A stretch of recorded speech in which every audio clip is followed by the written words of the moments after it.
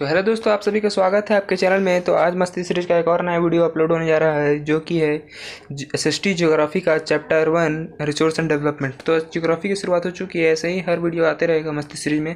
Class 10 का आप लोगों का पूरा इजी एक्सप्लेनेशन हर एक मैथ, साइंस और एसएसटी का हर एक वीडियो आएगा, जो कि बोर्ड से रिलेटेड इंपॉर्टेंट है, रिवाइज सिलेबस के अकॉर्डिंग, जो कि सर का रिवाइज सिलेबस है। तो चलिए आज रिसोर्स एंड डेवलपमेंट की शुरुआत किया जाए, और बहुत ही इजी वे में और बहुत ही शॉर्ट वे में आपको सब चीज़ कॉन्सेप्ट सिखा दिया जाएगा, जो जो इसमें हार्ड वर्ड्स है। और ये कॉन्सेप्ट सिखाने का है आपको अपने से तो पढ़ना ही पड़ेगा। ये देखिए, हम कह ही रहे हैं कि आपको अपने से एक बार बुक खोल के पढ़ना पड़ेगा इसको। हम आपको पूरा स्टोरी वाइज समझा देंगे कि स्टोरी है क्या, इसमें रिसोर्स एंड डेवलपमेंट मान लीजिए एक कहानी है, ये कहानी में है क्या क्या चीज़, किरदार क्या है और उसकी कहानी क्या है, हम आपको सब समझा देंगे। आपको अपने से पढ़ना पड़ेगा ज़रूर। तो चलिए शुरुआत करते हैं रिसोर्स एंड डेवलपमेंट।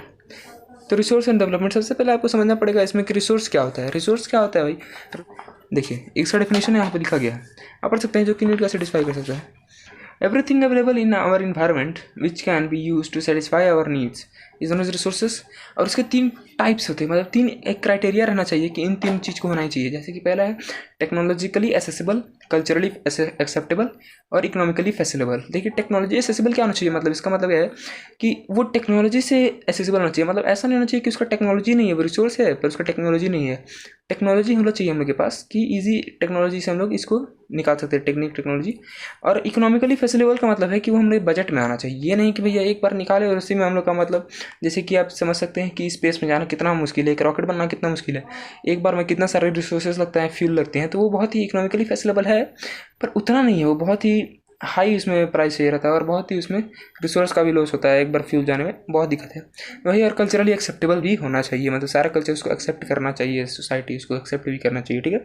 ये नहीं एक्सेप्ट करेगा तो कुछ उसका मतलब ही नहीं रिसोर्स का, भाई कोई एक्सेप्ट ही नहीं करेगा। तो क्लासिफिकेशन की बात करते हैं, तो रिसोर्सेज को क्लासीफाई किया गया है, ठीक है, कुछ पार्ट्स में इसको क्लासिफिकेशन किया गया है रिसोर्सेज का।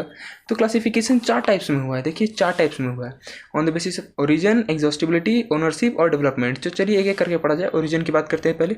बायोटिक है, बायोटिक ये तो सबको बच्चा को भी पता होगा, क्योंकि ये बेसिक्स है, ये बचपन में भी पढ़ाया जाता है। बायोटिक है, बायोटिक क्या होता है, जो लिविंग ऑर्गेनिज्म मान सकते हैं आप, सिंपल बताते हैं। लिविंग ऑर्गेनिज्म को बायोटिक मानिए और नॉन लिविंग को ये बायोटिक मानिए, ठीक। अब इसका एग्जाम्पल है आपको चाहिए तो चलिए बताते हैं। बायोटिक का हो गया फ्लोरा फोना हो गया, लाइफ स्टॉक हो गया, और फिर इसका क्या हो गया, ए बायोटिक का हो गया आपका मिनरल्स, रॉक्स हो गया। ये सब सिंपल सा एग्जांपल है। एग्जॉस्टिबिलिटी की बात करते हैं कि रिन्यूएबल नॉन रिन्यूएबल बताने की जरूरत नहीं है, जो कि एग्जॉस्ट हो जाए वो नॉन रिन्यूएबल, जो कि रिन्यू ना हो जाए वापस ना आए, और जो कि रिन्यूएबल जो आ जाए हम लोग के पास वापस, जो कि ख़त्म ना हो सकते हैं, ये भी बोल सकते हैं आप। जैसे सोलर, विंड एनर्जी ये सब रिन्यूएबल है, और फ्यूल, पेट्रोलियम, कोयल ये सब नॉन रिन्यूएबल, सिंपल सा बात है। ओनरशिप में क्या होता है, 4 टाइप से, इंडिविजुअल, कम्युनिटी, नेशनल, इंटरनेशनल। ये आपको वर्ड से ही समझाना पड़ रहा है, समझ में आ जाता होगा कि इंडिविजुअल मतलब जो एक आदमी ओन करता है, जैसे कि वेल्स, पब्लिक पार्क, मतलब पब्लिक पार्क तो इसमें कम्युनिटी में आ जाएगा, सॉरी। वेल्स हो गया, फार्म हो गया, कोई लैंड हो गया, प्रॉपर्टी हो गया, पॉन्ड हो गया, मतलब रहता है किसी किसी का अपना ज़मीन में कोई तालाब उलाब रहता है, तो वो उसका माना जाता है। कम्युनिटी की बात करते हैं तो कम्युनिटी क्या होता है, कम्युनिटी मतलब पब्लिक पार्क हो गया, फिर से प्ले ग्राउंड हो गया, पिकनिक स्पॉट हो गया, ये सब सिंपल सा बुक में दिया गया है आपका एग्जांपल भी। इंटरनेशनल जो कि एक नेशन के अंदर आता हो, और इसमें क्या होता है देखिए, नेशन के अंदर तो जो भी आता है, जैसे इंडिया के अंदर जो भी आता है ना, आप मैप देखिए, मैप के अंदर जो भी आएगा वो इंडिया का रिसोर्सेज होगा, उसमें कोई और दूसरा कंट्री जैसे चाइना वो सब नहीं आता, पर वो नेशन के अंदर है तो वो नेशनल ही रहेगा, मतलब वो अपना नेशन का है भाई, उसका कोई छू नहीं सकता, ठीक है। उसमें क्या क्या, उसमें एक देखिए, अगर ओशियन हम लोग बात करते हैं तो इंडिया क्या है, एक पेनिसुलर कंट्री है, तो उसमें मतलब यहाँ पे नीचे का साइड देखिएगा तो वो वाटर है, वहाँ पे वाटर बॉडीज है, तो वहाँ पे भी एक कंडीशन अपनाया होता है कि नेशनल कब तक रहता है, 12 नॉटिकल माइल्स। नॉटिकल माइल क्या होता है, 22 किलोमीटर्स होता है, ठीक ना। तो नॉटिकल माइल 12 नॉटिकल माइल तक ही एक नेशन का एक एक्सटेंड रहता है, ठीक ना। उससे दूर इंटरनेशनल हो जाएगा, ठीक ना। इंटरनेशनल बाउंड्री बोलते हैं, आपको पता भी होगा कि सी रूट में रहता है तो इंटरनेशनल वाटर बॉडीज़ में आ गए हम लोग, ऐसा होता है ना, वैसे ही होता है। और इंटरनेशनल मतलब जो कि पूरा नेशन का, मतलब पूरा वर्ल्ड का इंटरनेशनल, वहाँ पे कुछ भी रिसोर्स अगर करना है हम लोग को वाटर बॉडीज़ में, तो वहाँ पे, या फिर किसी भी चीज़ का, तो वहाँ पे पूरा इंटरनेशनल मतलब पूरा मीटिंग होगा, वहाँ पे आपको सब कुछ बताया जाएगा, वहाँ पे सबका डिसीजन, तो किसी एक का डिसीजन नहीं होगा, हर एक नेशन का सहमति से होना चाहिए, ठीक है। अब बात करते हैं डेवलपमेंट का। डेवलपमेंट में 4 टाइप्स होते हैं, potential development, stock reserve. Simple सा बात है, पोटेंशियल मतलब ये होता है कि हम लोग के पास रीजन है बट अभी हम लोग नहीं कर रहे, ठीक है।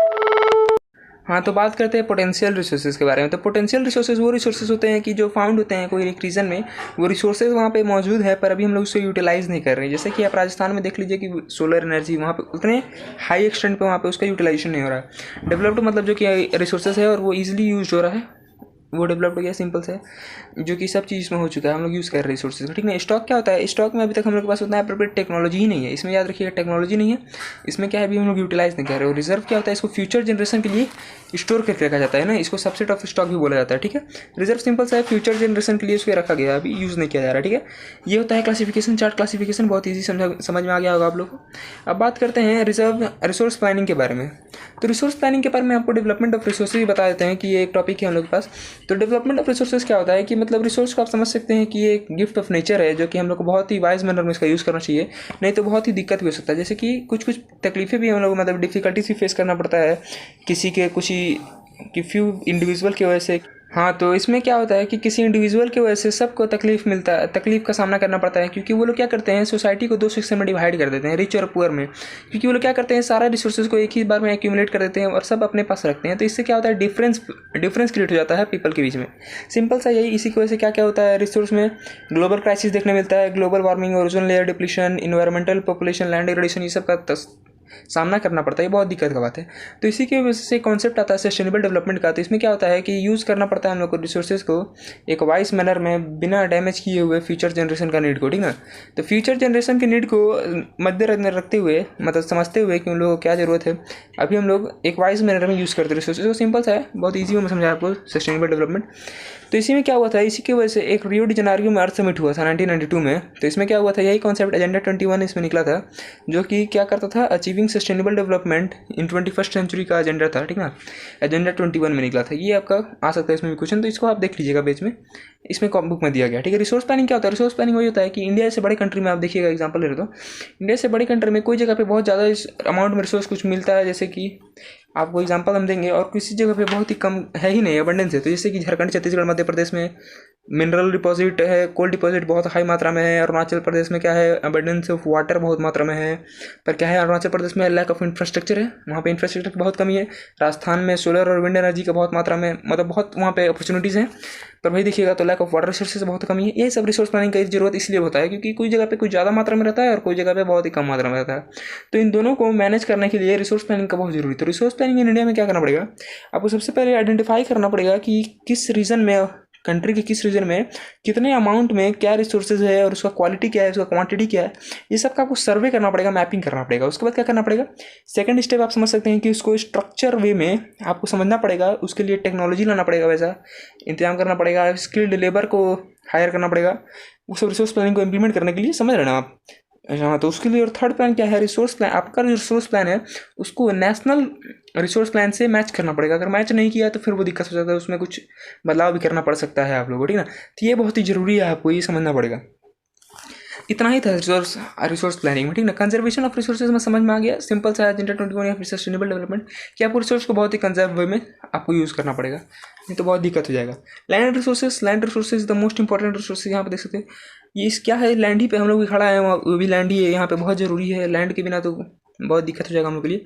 तो लैंड रिसोर्सेज को वाइटल वे ऑफ रिसोर्सेज बोला जाता है। ये इकोनॉमिक एक्टिविटीज़ के लिए बहुत ही इंपॉर्टेंट वे माना जा सकता है। इसमें क्या देखिए, लैंड रिसोर्सेज में कुछ परसेंटेज डिवाइड किया गया है, जैसे कि आपको बता रहे हैं माउंटेन, प्लेट्यू और प्लेन्स में, इसमें परसेंटेज डिवाइड किया गया है कि लैंड में कितना पार्ट में माउंटेन है, प्लेट्यू है, प्लेन्स है, ये सब का बता रहे परसेंटेज। बुक में भी देख सकते हैं। तो है क्या, 43% आपको प्लेन देखने मिलेगा, 30% माउंटेन देखना मिलेगा। इंडिया की बात हो रही है, और प्लेट्यू है 27%। ये तीन चीज़ है यहाँ पे लैंड रिसोर्सेज में इंडिया के, ठीक ना। सिंपल सा बात है, ये तीन परसेंटेज याद रखिएगा, 43, 30 और 27, माउंटेन, प्लेन, माउंटेन और प्लेट्यू का, ठीक है। तो लैंड यूटिलाइजेशन की बात करते हैं। तो लैंड यूटिलाइजेशन सिंपल है, कल्टीवेशन के लिए आता है, जो कि बैरन लैंड है तो उसको हम लोग इंफ्रास्ट्रक्चर बिल्ड करने में या फिर कंस्ट्रक्शन काम में ले सकते हैं। और जो इसमें भी देखिए 3 टाइप के हैं, अनकल्टिवेटेबल लैंड को हम लोग 3 पार्ट में डिवाइड किए हैं। पहला है कल्चरेबल वेस्टलैंड, दूसरा है करंट फैलो लैंड, और तीसरा है other than current fallow land, ठीक है। इसको समझते हैं अच्छे से। Current fallow land, culturable wasteland क्या होता है ना, जो 5 साल से ज़्यादा के लिए छोड़ दिया गया है, अगर बात है 5 साल से उसमें कुछ खेती नहीं हुआ है, उससे ज़्यादा ही 5 साल से ज़्यादा ही है, ठीक है। और करंट फैलो लैंड जो 1 साल थे, अभी पिछले साल मान लीजिए नहीं हुआ है, अगले साल होगा तो होगा, नहीं तो अभी तक 1 साल से वो छुटा हुआ है, उसमें कोई पिछला साल खेती नहीं हुआ है, ठीक है। Other than current fallow land की 1 और 5 साल के बीच में उसमें खेती ही नहीं हुआ है, कभी भी हो सकता है, 2 साल, 3 साल, 5 साल, 6 साल नहीं, सॉरी 4 साल, ऐसे हो सकता है, 1 से 5 साल के बीच में, ठीक है। अब यहाँ पे दो चीज़ आपको कॉन्सेप्ट समझना होगा। देखिए दिया गया बुक में नेट सोन एरिया और ग्रॉस क्रॉप्ड एरिया, ठीक है। तो नेट सोन एरिया क्या होता है कि एक फार्मर के पास, एग्जांपल देख समझा रहे हैं, किसी फार्मर के पास कितना लैंड है उसको हम लोग करेंगे नेट सोन एरिया से, ठीक है। किसी फार्मर के पास कितना लैंड है उसको हम लोग नेट सोन एरिया से लेंगे। मान लीजिए कि 1 हेक्टेयर लैंड है, ठीक है ना। वो 1 हेक्टेयर लैंड वो उसका नेट सोन एरिया है कि उतना एरिया में वो नेट मतलब उगा सकता है, तो नेट सोन एरिया उसको बोलते हैं, ठीक है। और ग्रॉस क्रॉप्ड एरिया क्या होता है कि मान लीजिए एक साल में वो दो खेती किया, ठीक है ना। एक वीट का किया और एक पैडी का किया, ठीक है। तो अब हम लोग ग्रॉस क्रॉप्ड एरिया में एक ही हेक्टेयर का जमीन पे वो 2 बार खेती किया, तो ग्रॉस क्रॉप्ड एरिया में क्या करेंगे हम लोग दोनों प्लस कर देंगे। जितना 1 हेक्टेयर है तो उसका ग्रॉस क्रॉप्ड एरिया कितना जाएगा 2 हेक्टेयर। आपको समझना होगा, क्योंकि नेट सोन एरिया क्या होता है जितना उसके पास लैंड है, और ग्रॉस क्रॉप्ड एरिया क्या होता है कि उस लैंड में जितना उसके पास है, नेट सोन एरिया में उतना लैंड है, उसमें वो कितना बार खेती किया है, सबको प्लस करके ग्रॉस क्रॉप्ड एरिया। सिंपल सा बात, बहुत ईजी में समझाने की कोशिश की है। Land use pattern in India, ये क्या चीज़ है कि इंडिया में लैंड पैटर्न कैसा है, तो ये समझ में आता है आपको कि देखिए हम लोग का 3.28 मिलियन स्क्वायर किलोमीटर इतना बड़ा लैंड है हम लोग का, तो उसमें 93% हम लोग का अपना टोटल जियोग्राफिकल एरिया है। क्योंकि उसके बाद आप अदर देखिएगा 7%, तो वो चाइना के ऑक्यूपाइड है, पाकिस्तान का ऑक्यूपाइड है, और समझ सकते हैं ना नॉर्थ ईस्टर्न स्टेट में आसाम तरफ ये सब में वो हुआ है, बटा हुआ है। तो इसमें 93% आपका जियोग्राफिकल एरिया बोल सकते हैं, ठीक है। अब लैंड डिग्रेडेशन क्या कॉन्सेप्ट है, तो लैंड डिग्रेडेशन क्या होता है इसका अगर हम डेफिनेशन देंगे तो the continuous use of land over long period of time without taking appropriate measure to conserve and manage it has result to land degradation। इसका मतलब क्या हुआ कि अगर हम लगातार एक जमीन पे हम लगातार खेती करते जा रहे बिना एप्रोप्रिएट मेजर के, बिना उसमें फर्टिलाइजर, मैन्योर्स या फिर डिकम्पोजर्स, पेस्टिसाइड्स सब डाले बिना उसका रेगुलर मतलब कुछ गैप देके लेग्यूमिनस प्लांट को लगा के ये सब नहीं कर रहे हैं, उसका प्रॉपर केयर नहीं कर रहे हैं, तो उससे क्या होता है लैंड डिग्रेडेड करने लगता है। तो इंडिया में ये सबसे बड़ा दिक्कत है। 130 मिलियन हेक्टेयर डिग्रेडेड लैंड पाया जाता है इंडिया में। सोच रहे हैं 130 मिलियन हेक्टेयर, उसमें से 28% आप देख सकते हैं तो फॉरेस्ट डिग्रेडेड एरिया है, 56% वाटर डिग्रेडेड एरिया है, और रेस्ट है जो सलाइन और alkyne deposit land degraded area है। इतना प्रपोर्शन में आपको लैंड डिग्रेडेड 130 मिलियन हेक्टेयर, बहुत बड़ा अमाउंट है ये, इतना सारा लैंड डिग्रेडेड है। अब आप स्टेट समझिए कौन कौन स्टेट में किस तरह से लैंड डिग्रेडेड हुआ है। झारखंड, छत्तीसगढ़, मध्य प्रदेश में देखिएगा तो डिफॉरेस्टेशन ड्यू टू माइनिंग हुआ है वहाँ पे, उसकी वजह से लैंड डिग्रेडेशन हुआ है। बात करते हैं गुजरात, राजस्थान में, तो वहाँ पे क्या हुआ है ओवरग्रेजिंग की वजह से, महाराष्ट्र में ओवरग्रेजिंग की वजह से हुआ है, आंध्र प्रदेश में, पंजाब हरियाणा में कहाँ हुआ है ओवर इरीगेशन की वजह से हुआ है, इरीगेशन ज़्यादा हो गया वहाँ पे, तो इन सब की वजह से हुआ है लैंड डिग्रेड। तो इन सब को रोकने के लिए क्या करना पड़ेगा, एफॉरेस्टेशन करना पड़ेगा, ग्रेजिंग पैटर्न को सुधारना पड़ेगा, कंट्रोल में लाना पड़ेगा, और फिर से ग्रोइंग पैटर्न सुधारना पड़ेगा, थॉर्नी बुशेस को भी लगाना पड़ेगा बीच बीच में, जो कि आपका फर्टिलिटी और सॉइल को मेंटेन करके होल्ड करके ये सब नया नया चीज़ लाना पड़ेगा लैंड डिग्रेड को रोकने के लिए, कि बहुत बड़ा अमाउंट में लैंड डिग्रेडेड है हम लोग के पास। बात करते हैं सोयल एज रिसोर्सेज की बात करते हैं, तो सोयल क्या है, सोयल एक समझ सकते हैं कि most important renewable natural resources है सोयल मतलब बहुत ही जरूरत है। सोयल बनता कैसे है, सोयल का प्रोसेस आपको पता ही होगा कि रॉक से टूट के वेदरिंग प्रोसेस से, रॉक अगर पेरेंट रॉक टूट के छोटे छोटे हीट एंड प्रेशर से टूट के सॉइल बन जाता है, इसको प्रोसेस को वेदरिंग बोलते हैं पूरे प्रोसेस को। ये आपको पता ही होगा सॉइल का ये टेक्सचर किस पर डिपेंड करता है, उसके पेरेंट रॉक पर डिपेंड करता है कैसा उसका रॉक था, ठीक ना। तो इसी बेसिस पे क्लासिफिकेशन ऑफ सॉइल हुआ है, ठीक ना। क्लासिफिकेशन ऑफ सॉइल में क्या क्या चीज़ आता है आपके पास पढ़ना कितना है, देखिए यहाँ पे आपको 6 सॉइल पढ़ना है, 6 टाइप के सॉइल पढ़ने हैं। तो पहला है एलुवियल सॉइल। एलुवियल सॉइल क्या होता है, ये सबसे लार्ज अमाउंट में पाया जाता है इंडिया में, वाइडली स्प्रेड है, ठीक ना। ये कहाँ ये 3 रिवर के मिलने से बना है, ठीक है, इंडस, गंगा, ब्रह्मपुत्र, ठीक है। इसमें 2 टाइप के मिलते हैं एलुवियल सॉइल, एक ओल्ड होता है और एक न्यू होता है, ठीक है।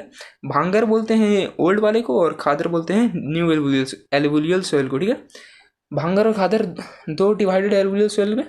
तो देखिए ये आपको पता होना चाहिए कि भांगर मतलब खादर ज़्यादा फर्टाइल रहता है भांगर से, ठीक है, क्योंकि वो ज़्यादा फाइन पार्टिकल्स रहते हैं, वो बढ़िया रहता है, ठीक ना। अब देखिए बात करते हैं एलुवियल सॉइल में क्या क्या चीज़ उगता है, sugar cane, paddy, wheat, serial, pulses, ये सब उगता है एलुवियल सॉइल में, ठीक है। ब्लैक सॉइल की बात करते हैं तो ब्लैक सॉइल को ब्लैक इन कलर होता है, तो इसीलिए इसको रेगर सॉइल भी बोलते हैं। ये कॉटन के लिए बेस्ट होता है, कॉटन कल्टीवेशन के लिए। ये महाराष्ट्र, सौराष्ट्र जगह पे जैसे जगहों पे आपको मिल जाएगा, बहुत ईजी है, ये उसी एरिया में पाया जाता है। बुक में देखिएगा तो आपका दिया हुआ है, ठीक ना, मैप में कौन सॉइल कहाँ मिलता है, ठीक है। इसका कैपेसिटी ये होल्ड, इसको वार्ड मॉइस्चर होल्ड करने का कैपेसिटी इसका बहुत ही अच्छा है ब्लैक सॉइल का, तो इसके वजह से इसको क्या होता है, ये सब कॉटन के लिए बहुत ही बढ़िया माना जाता है। बात करते हैं रेड येलो सॉइल की, तो रेड येलो सॉइल क्या होता है ना कि ये क्रिस्टलाइन इग्नियस रॉक के एरिया में मतलब ये किससे डेवलप होता है रेड सॉयल? ये क्रिस्टलाइन इग्नियस रॉक से बनता है, ठीक है ना। ये किस एरिया में पाया जाता है? तो lower rainfall eastern southern part of Deccan प्लेटू तरफ ये मिलता है, इसको पाया जाता है इस तरफ, ठीक है, ईस्टर्न और डेक्कन प्लेटू तरफ, ठीक है। बात करते हैं तो ये इसका सॉयल का कलर कैसे होता है? तो देखिए रेडिश कलर तब आता है जब इसमें आयरन डिफ्यूजन होता है, ठीक है, याद रखिएगा। रेडिश कलर तब आता है जब इसमें आयरन डिफ्यूजन रहता है, और येलो कलर तब आता है जब इस ये हाइड्रेटेड फॉर्म में रहता है। हाइड्रेटेड फॉर्म का भी एक वीडियो आएगा केमिस्ट्री का सेकंड चैप्टर में, तो वो भी जरूर देखिएगा आप, मस्ती सीरीज में वो भी आएगा, ठीक है। तो लेटराइट सॉयल, लेटराइट सॉयल की बात करते हैं तो ये क्या सॉयल है? ये आपको पाया जाएगा ये ट्रॉपिकल सब ट्रॉपिकल क्लाइमेट में इसको पाया जाता है लेटराइट सॉइल को। ये भी बहुत ही अच्छा माना जाता है, पर यहाँ पे इंडिया का ऐसा कुछ इन्वायरमेंट है जिसकी वजह से ये उतना अच्छा नहीं बन पाया है, क्योंकि ये असल में इसको लेटराइट सॉइल को बहुत ही फर्टाइल माना जाता है, हाई ह्यूमस। पर यहाँ पे इंडिया का ऐसा क्लाइमेटिक कंडीशन हो गया है कि यहाँ पे इसको इतना इफेक्टिव नहीं हो पाया है लेटराइट सॉइल, ठीक है। बात करते हैं इसका कर्नाटका, केरला, तमिलनाडु की। इसमें क्या होता है? टी एंड कॉफ़ी प्लांटेशन होता है लेटराइट सॉइल में, और यहाँ पे तमिलनाडु, ये आंध्र प्रदेश में कैश्यू नट्स का भी प्लांटेशन मतलब होता है, फार्मिंग होता है, ठीक है, समझ। एरिड सॉइल क्या होता है? एरिड सॉइल क्या होता है? ब्राउन कलर में होता है, मतलब राजस्थान तरफ मिलता है, इसमें लो ह्यूमस मॉइस्चर रहता है, ये एरिड सॉइल रहता है, ठीक ना। ये ड्राई क्लाइमेट तरफ मिलता है, ठीक है, सिंपल सा बात है। फॉरेस्ट सॉइल की बात करते हैं तो फॉरेस्ट सॉइल जो कि हिली एरिया तरफ मिलता है, माउंटेनियस एरिया तरफ, whose significant rain forest available, मतलब समझ गए ना आप, हिली एरिया तरफ मिलता है। इसमें आपको ज़्यादा पढ़ना नहीं है, फॉरेस्ट सॉइल में छोटा सा पार्ट है। हाँ, तो सोयल इरोजन एंड कंजर्वेशन, ये थोड़ा सा अच्छा कॉन्सेप्ट है, आपको जो समझना चाहिए। Soil erosion and conservation. Soil erosion क्या होता है? सोयल इरोजन क्या होता है समझिए आप, मतलब washing down of soil due to some climate is natural और मैनमेड एक्टिविटीज। सोयल इरोजन बोल सकते हैं आप, मतलब सोयल इरोजन बहुत ही घातक हो सकता है। सोयल इरोजन को रोकता कौन है? ट्री रोकता है, आपको पता होगा, ट्री का रूट्स उसे होल्ड करके रखता है सोयल इरोजन को। तो किस किस वजह से सोयल इरोजन होता है? जैसे डिफॉरेस्टेशन, ट्री का मिला है, जैसे ओवरग्रेजिंग में क्या होता है, किसकी वजह से ओवरग्रेजिंग होता है आपको बता ही देते हैं। जैसे कि कोई गाय है आपका, मान लीजिए कि ग्रास को उखाड़ा खाने के लिए, तो उसके साथ क्या होता है कि उसके साथ जो उसका ह्यूमस रिच टॉप लेयर होता है वो भी कपड़ जाता है। आप देखिएगा कभी कि वो लोग जब घास को घींचते हैं तो उसके साथ क्या होता है, मिट्टी भी खींचा जाता है, ठीक ना, मिट्टी उखड़ जाता है वहाँ से, क्योंकि अंदर तो घास का भी कुछ रूट रहता है ना, तो वो अंदर तक पकड़ा रहता है, तो वो भी घींच जाता है, तो टॉप लेयर ह्यूमस का जो लेयर रहता है वो हटते जाता है ओवरग्रेजिंग की वजह से। ये बहुत दिक्कत वाला बात है। ये होता है कंस्ट्रक्शन एंड माइनिंग एक्टिविटीज़ की वजह से होता है। तो और इसी सब, और देखिए एक और आपको बताते हैं कि रनिंग ऑफ वाटर ये क्या करता है ना, वाटर अगर वो मतलब उसमें खाली मिट्टी है, उसमें कोई ट्री या फिर कोई ग्रास नहीं है उसको रोकने के लिए, होल्ड करने के लिए, अगर वहाँ पे पानी बहेगा तो वो क्या बनाता है, वो गली बनाते चल जाता है पानी, तो उसको बोलते हैं गली इरोजन। वो क्या होता है, cutting down of water soil होता है, वो पानी अपने साथ मिट्टी लेते जाते एक गली टाइप बनाता है, इसको गली इरोजन बोलते हैं, ठीक है। तब ये बैडलैंड, इसको बैडलैंड के कैटेगरी में आता है। यहाँ पे मतलब ये अनफिट फॉर कल्टिवेशन हो जाता है, बैडलैंड मतलब अनफिट फॉर कल्टिवेशन, ठीक है। तो चंबल में इसको क्या बोलते हैं, इसको रिवराइन बोलते हैं, ठीक है। चंबल में बैडलैंड को क्या बोलते हैं, रिवराइन बोलते हैं, रिवाइन्स, ठीक है। स्ट्रीट इरोजन क्या होता है, आपको ये भी कॉन्सेप्ट पढ़ना है। तो स्ट्रीट इरोजन क्या होता है कि विंड की वजह से, वाटर की वजह से क्या होता है, एक टॉप लेयर जो होता है उसका वो पूरा हट जाता है, मतलब वो वॉश डाउन हो जाता है टॉप लेयर, तो उसी को बोलते हैं स्ट्रीट इरोजन, मतलब ऊपर का सीढ़ी पूरा हट जाता है, समझ रहे हैं ना, उसको बोलते हैं स्ट्रीट इरोजन। सिंपल सा बात है। इसको रोकने के लिए क्या कर सकते हैं, एफॉरेस्टेशन कर सकते हैं, टेरेस फार्मिंग को कर सकते हैं, फिर से आपको क्या बोलते हैं, ओवर ग्रेजिंग को थोड़ा लिमिटेड या फिर कंट्रोल वे में कर सकते हैं। और एक और अच्छा कॉन्सेप्ट इसमें बताया गया है, स्ट्रिप क्रॉपिंग क्या होता है ना, planting of tree in one line, मतलब समझ एक लाइन में सीधा लाइन में, जैसे कि यहाँ पे लाइन है, एक लाइन में आपको ट्रीज उगाना है एक सीक्वेंस में, तो वो ट्री क्या करता है ना कि वहाँ पे सारा सोइल को एक अच्छे तरह से पकड़ के रखता है, ठीक है। ये स्ट्रिप क्रॉपिंग भी बहुत ही मददगार होता है, शेल्टर बेल्ट भी बोल सकते हैं इसको। तो ये सब बहुत ही ईजी वे है, इसी से कंजर्व हो सकता है, इसी से सोयल का कंजर्वेशन हो सकता है, समझ रहे ना, सीड इरोजन, एफोरेस्टेशन, ये सब चीज़ें। तो ये बहुत ही सिंपल चैप्टर है। तो यहाँ इस चैप्टर का पूरा समाप्ति हुआ, ये आपको इतना बड़ा चैप्टर लग रहा होगा फर्स्ट चैप्टर, ये बहुत ईजी चैप्टर है, ये सबसे ईजी चैप्टर आप बोल सकते हैं, ज़्यादा बड़ा था नहीं। तो मस्ती सीरीज में ऐसे ही जुड़े रहिए नए वीडियो के लिए, क्योंकि ऐसा बहुत बढ़िया वीडियो आते रहेगा आप लोग के पास, समझ रहे ना, क्योंकि ऐसे ही अभी पूरा क्लास 10 का जितना सिलेबस है वो सब आप कंप्लीट कराएंगे, ऐसे ही इजी कॉन्सेप्ट में 15 से 20 मिनट या फिर 10 मिनट के भी वीडियो में, ठीक ना, इजी एक्सप्लेनेशन दे रहे हैं। और इसको एक बार आप अपने से जरूर पढ़िएगा, एक वीडियो मेरा देखिएगा 1 से 2 बार, और ये अपने से जरूर पढ़ने की कोशिश कीजिएगा कि हम क्या बताना चाह रहे थे अपने वीडियो में ना, क्योंकि हम शॉर्ट्स नोट्स टाइप बताएं, तो ये आपको बहुत ही अच्छे तरह से समझ में आएगा कि एक बार आप पढ़ लिए ना अपना बुक, तो ये आपको बहुत ही अच्छी तरह से समझ में आएगा, पूरा कॉन्सेप्ट समझ में आ जाएगा। तो अगर अच्छा लगा होगा तो जरूर अपने दोस्तों के साथ सब्सक्राइब जरूर कीजिए और बेल नोटिफिकेशन को ऑन कर दीजिएगा, क्योंकि नया वीडियो हमारा सबसे पहले आपके पास चल जाएगा। ये बहुत ज़रूरी काम है, क्योंकि 10 का एक रिवीजन अगर बेस मजबूत हो जाता है ना, तो आपको बहुत ही मदद मिलता है आगे, समझ रहे हैं ना। चलिए धन्यवाद, अगर आपको अच्छा लगा हुआ वीडियो तो ज़रूर सब्सक्राइब कीजिएगा। चलिए मिलते हैं अगले वीडियो में, धन्यवाद।